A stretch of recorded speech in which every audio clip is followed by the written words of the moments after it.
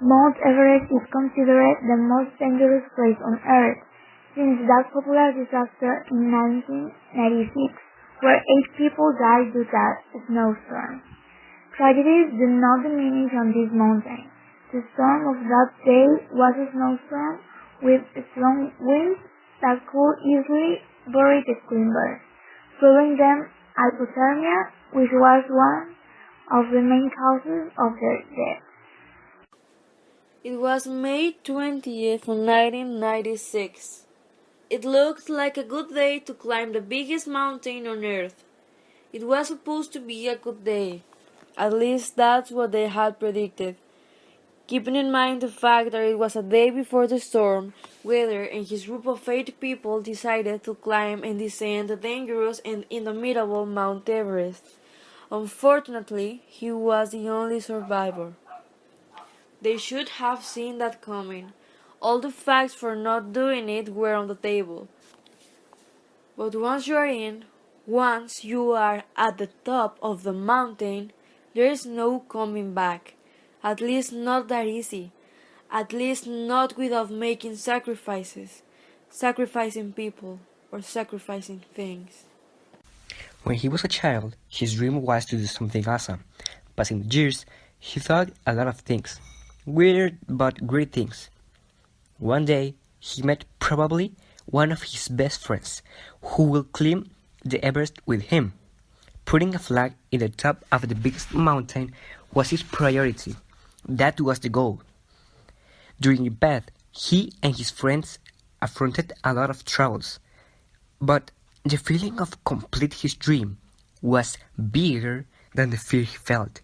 He did great things, a lot of great things, but during the way, those things put it in danger his life and his friend's life, and that's why he's an example of a survival person.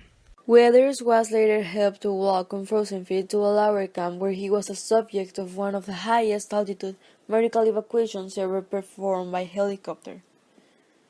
Following his helicopter evacuation from the Western CWM, his right arm was amputated halfway between the elbow and wrist.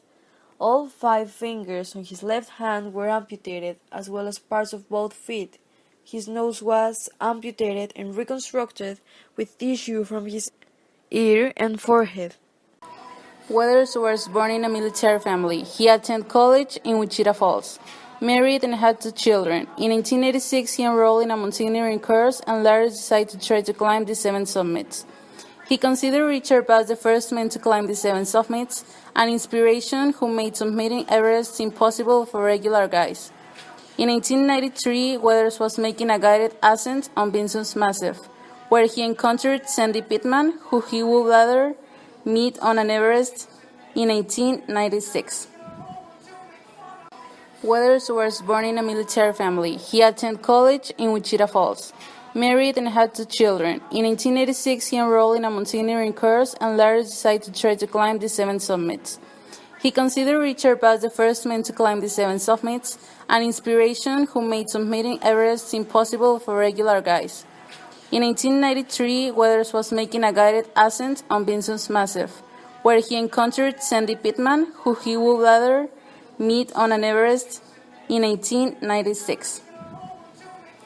In May 1996, Weathers was one of 8 clients being guided on Mount Everest by Rob Hall. Weathers, who had recently had a radial keratotomy surgery, soon discovered that he was blinded by the effects of high altitude and the exposure of ultraviolet radiation, high altitude effects which had not been well documented at the time. On May 10, the day of the summit assault, Hall, after being told Weathers could not see, wanted him to descend to the Camp 4 immediately. He, however, believed his vision might improve when the sun came out, so Hall had advised him to wait on the balcony until Hall came back down to descend with him. Hal, while assisting a climb to reach the summit, did not return, and later died further up the mountain. Weathers eventually began descending with guide Michael Groom, who was short roping him. When the blizzard struck, Weathers and 10 other climbers became disoriented in the storm, and could not find Camp 4.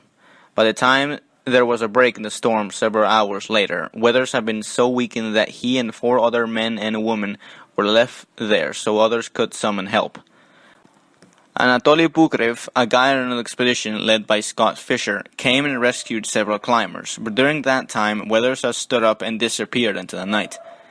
The next day, another client on Hal's team, Stuart Hutchinson, and 2 Sherpas arrived to check on the status of Weathers and fellow client Yasuko Namba.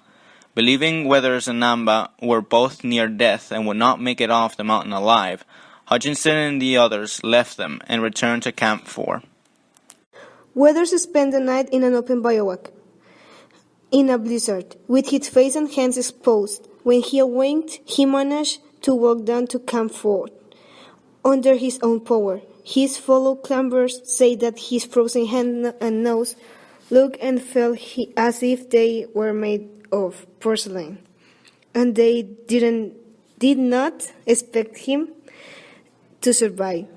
With that assumption, they only tried to make him comfortable until he died. But he survived another freezing night alone in a tent. Unable to eat, drink, or keep himself covered with the sleeping bags, he was provided with it.